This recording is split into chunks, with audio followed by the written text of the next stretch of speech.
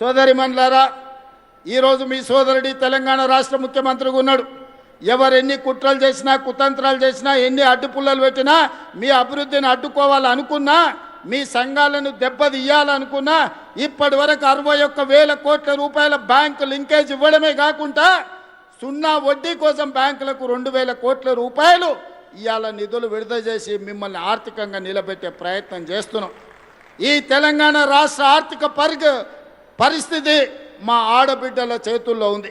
ఈ తెలంగాణ ఆర్థిక ప్రగతి అభివృద్ధి పదం వైపు వేగంగా పరిగెత్తాలి అంటే 1 కోటి మంది ఆడబిడ్డల్ని కోటీశ్వరం చెయ్యాలి అని కంకణం కట్టుకొని ప్రభుత్వం ఉన్నది. అందుకే ఈనాడు మెప్మా వేరు, సర్పు వేరు ఉంటే ఈ రెండింటిని కలిపినాం.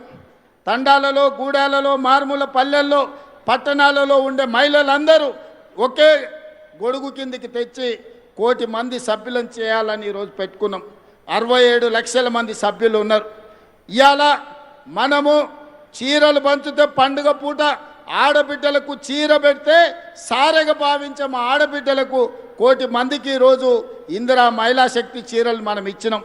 మరి ఆ 1 కోటి మందిని ఇవాళ సభ్యులుగా మీ సంఘాలలో చేర్చండి.